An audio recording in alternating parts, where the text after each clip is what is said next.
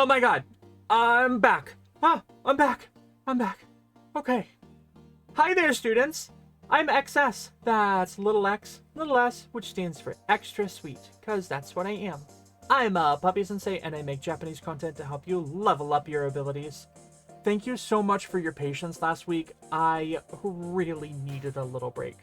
It's still Pride Month. We still proud out here, but I just wasn't doing very well, so I needed a moment. Today, we're returning to form, and I'll be explaining a single small grammar point. Specifically, today, we're going to be talking about Futo. No, not futa. Get your mind out of the gutter. Futo is a tiny segment that means something happens unexpectedly or that it happens without warning. It can be a handy little piece of grammar, but it can also be a little bit confusing to use. Not confusing because it's complicated, but confusing because it's uncomplicated. It's actually so easy to use that I tend to try to overcomplicate it. So let's look at Futo, and we'll see how well we can really understand what it actually means. Ba-ba! Grammar card! Okay, so this is Futo. Yeah, as you can see here, it means that something happens unexpectedly or it happens without warning, by surprise, something like that. We'll look at some example sentences in a second that will help us better understand exactly what that means on a semantic level. But at the grammatical level, I want to draw your attention to the rules for using Futo. See, in Japanese, we sometimes get used to needing something to have special rules of conjugation. A good portion of Japanese grammar ends up being conveyed through the intersection between some verb and some verb ending or suffix. This is part of the reason why we call Japanese an agglutinative language. Agglutination is a linguistic process in which we add things on to words and phrases or verbs, and we make them more and more complicated by giving them more and more semantic weight. We make things mean more things by adding little things onto them, like lots of suffixes. For example, in Japanese, look at this word. Tabetaku nakatta. Tabetaku nakatta. Ne? Tabetaku nakatta. This shows us a really brief example of agglutination in Japanese verbs. Tabetaku nakatta means did not want to eat. It's actually expressing a bunch of things all at once, so let's break it down really carefully. The tabe that we see here is the root form of the verb taberu. Taberu means to eat. It's an ichidan verb, and it's in its root form so that it can take the next segment, which we have here, takuna. Now, this is interesting. This is actually a form of the tai suffix. That's a verbal suffix that means that you have the desire to do something. And when we create this verbal suffix with a verb, with tai, then we're actually making an e adjective. That's going to be important. Tabetai means I want to eat. But if we're going to conjugate the tai form, which I said becomes an adjective, we want to conjugate that into the negative, then what we get is takunai. Takunai. Yeah? And that's because tabe takunai would mean I don't want to eat. Tabe takunai. It's the tabe plus tai plus the negative. Okay? So I don't want to eat. But all that we're seeing in tabetaku nakatta is just the takuna and not takunai. Why is that? Well, that's actually because here the takunai is also in a root form, and that's so that it can add another segment to its end, and that segment is this little katta form. Katta. Please notice the small tsu here, which creates a geminate sound. So this is not katta, it's katta. You have to put that little stop in there. So what does the katta form mean? This is the past tense conjugation for any given e adjective. And as I said, both the tai form and the nai form make a new e adjective.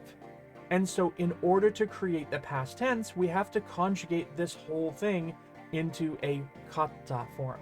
And that kata ending is marking the entire verb into past tense. In other words, in the single complex verb, tabetaku nakatta, we have agglutinated or stuck together 4 distinct semantic facets. We have the root verb taberu, meaning to eat. We have the desire or the I want to suffix, which is tai. We have the negation suffix, which is nai. And then we have the adjective past tense conjunction ending katta, meaning it was. And so put all together, we have tabetaku nakatta. I did not, past tense, want to eat. Of course, we could make this even more complicated with a verbal compound like tabe saserare taku nakatta. I did not want to be made to have to eat. But this is sort of beating a dead horse a little bit.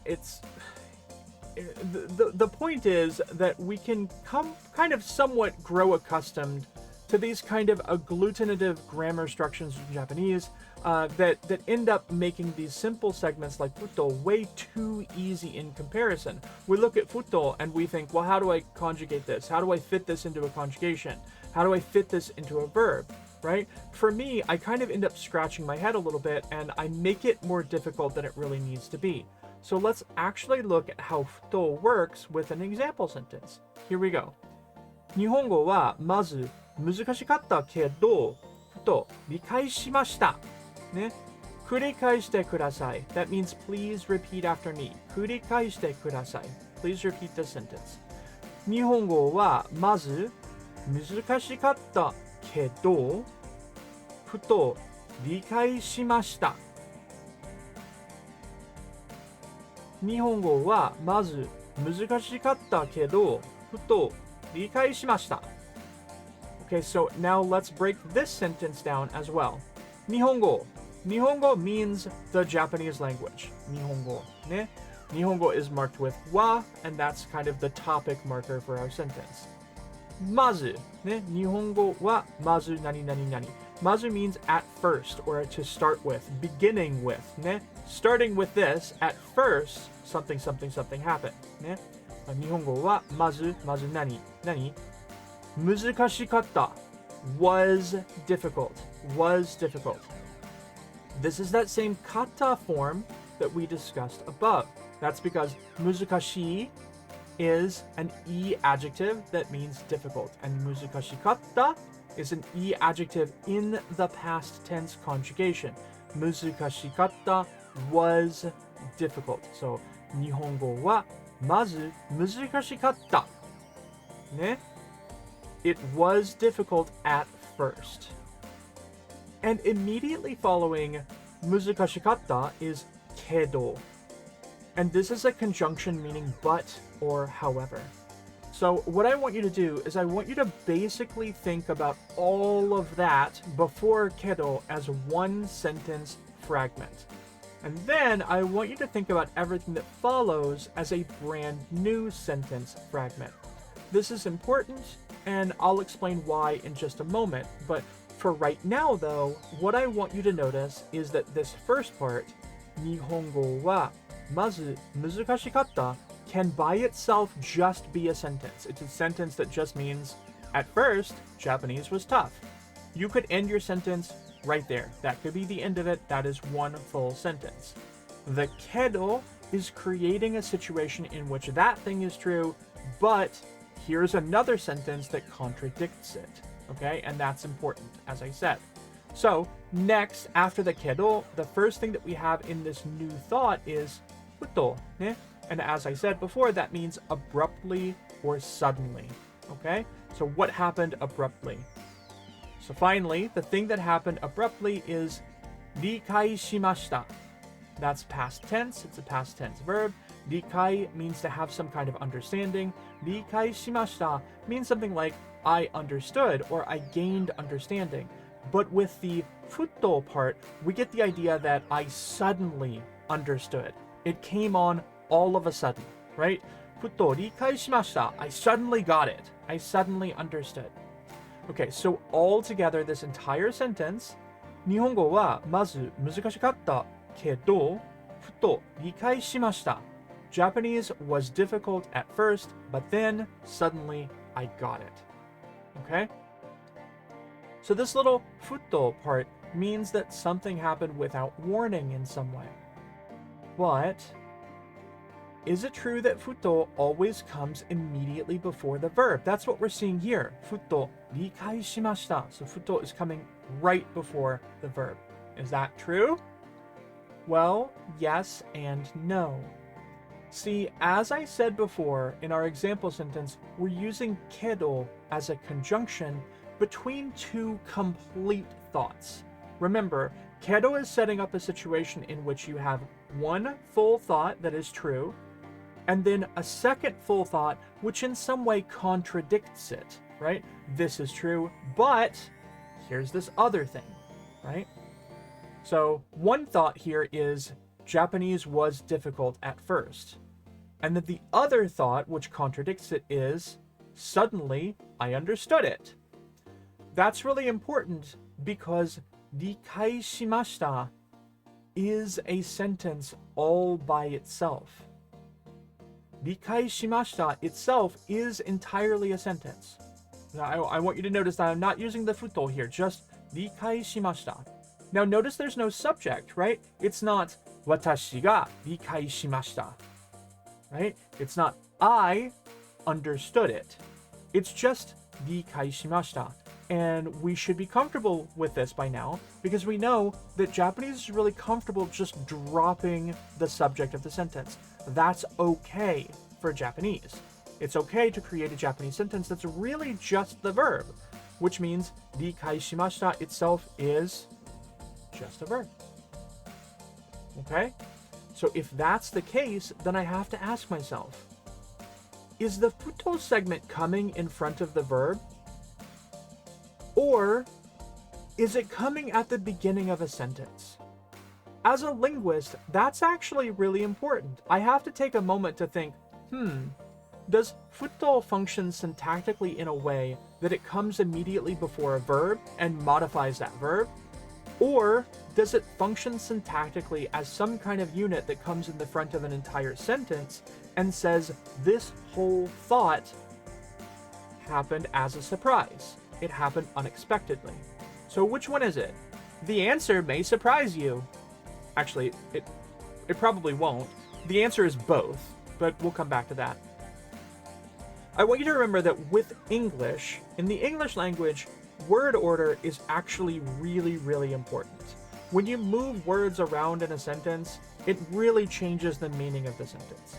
The difference between a sentence like, unexpectedly, my cell phone fell and broke, is actually semantically very different from a sentence like, my cell phone fell and unexpectedly broke. Do you understand why these are different?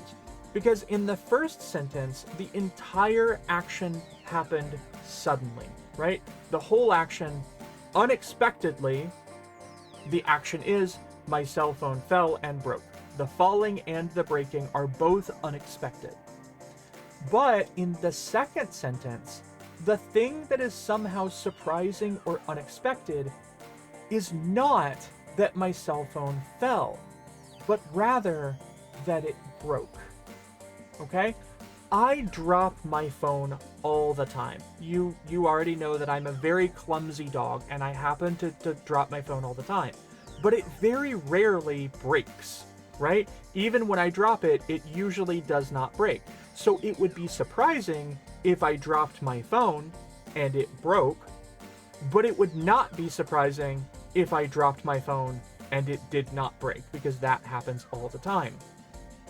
And so where we put unexpectedly in the sentence is very, very, very important for an English sentence. Okay, I want to look at comparable grammar in Japanese. So let's look at a couple example sentences and think about how this is working. Our first example sentence here is, ふと watashi no smaho ga ochite wareta. That means, suddenly, my cell phone fell and it broke. Our second sentence is, watashi no smaho ga ochita, soshite, futo wareta. And that means, my cell phone fell and it unexpectedly broke. Now, what I want to draw your attention to here is that in the first case, futo is appearing at the front of the sentence. See? Right? It's appearing before watashi. Futo watashi no smaho ga ochite wareta. It's not appearing right before the verb, as we saw in the previous example. Okay? In this position, futo is modifying the whole phrase, watashi no smaho ga ochite wareta. Remember, in this case, ochite wareta can sort of be thought of as one giant compound verb from a certain point of view. The te form, or the continuative form, of ochite is attaching itself to the secondary verb wareta. Now, that's not always the case. There are definitely cases where you could have a verb in the te form and then a full sentence after it. But here, we just have verb, verb. It's creating a double verb kind of situation, fell and broke. In English, that's how we would say it, fell and broke. Ochite wareta. It fell and broke. And that's kind of the same nuance here. So futo in this case describes the entire sentence as happening suddenly. Suddenly, my cell phone fell and broke. This happened unexpectedly. In the second case, however, we're seeing that futo has moved, and that's immediately in front of the verb, right? In this case, futo appears immediately before the specific verb, and it modifies only that verb. Once again, the abrupt thing that's happening here is the fact that the phone broke, right? It's not so surprising that the cell phone fell. It's surprising that it broke. Let's look at one more example to illustrate this point a little bit. Kawaii fuku wo futo mitsuketa. Kawaii fuku wo futo mitsuketa. So this sentence means something along the lines of, I just stumbled unexpectedly on some cute clothes. And as we've already discussed, futo here comes immediately before the verb, right? You see that it's coming immediately before mitsuketa. And mitsuketa is a verb that means to find or to suddenly see. So futo mitsuketa, it came upon my eyes abruptly. But futo can also move here in the sentence. We can move it to the front of the sentence and we get a new sentence which is futo kawaii fuku wo mitsuketa. And this sentence really means the same thing. Yeah. You might be wondering if this might mean that I came across an outfit that is unexpectedly cute, right? Because futo is moved in front of kawaii fuku. So does that mean that this sentence could also mean I found some unexpectedly cute clothes? No. No, it does not. And that's because futo is looking for an action, not an adjective, not a noun. Futo wants you to describe something that happened unexpectedly, right? Not an unexpected quality of a thing. So as I've been saying all along, this futo segment is one that can kind of move around in a lot of places within the sentence, and it can still have the same meaning. We can put it immediately before the verb, and then we have a situation where it's that verb happened unexpectedly. We can also put it at the front of the full sentence, and we can say, this whole thing, this whole event happened unexpectedly. It still kind of scopes over the action, because that's what futo is looking for. Futo is looking for an action or activity that happened unexpectedly. So futo can move in a lot of different places within the sentence. But do you know where it can't move? Kawaii futo fuku o mitsuketa. This sentence is not grammatical. Do you see why? Because here, futo is trying to appear in the middle of a larger noun phrase, which we can't do. We can't split apart kawaii and fuku in this way. And that's because An adjective in Japanese is designed to attach itself to a noun. It conjugates and inflects in such a way that it takes the following noun, and it kind of creates thereby a noun phrase. The fuku becomes kawaii fuku. The clothes become cute clothes. And you can't really break those apart easily. Okay? This is basically just a reminder that the way that Japanese syntax works is to build larger agglutinative compounds of fragments, and that those fragments themselves can often move around within the sentence. As long as your verb comes at the end, you're usually okay if you want to move things around, so long as you're moving only the noun phrase. Whether that noun phrase is your topic, or your subject, or the object, it's okay to kind of move it around because ultimately you're going to be marking it with some kind of a particle anyway. Yeah? Well, I really hope that you liked learning a little bit about the grammar point Futo this week. You're getting a gold star for being such good students. I'm very, very, very proud of you. If at any time you have any additional questions about this or any other Japanese grammar topic, please feel free to reach out to me anytime. I'm always around. Until next time, I'll see you soon. Mata ne!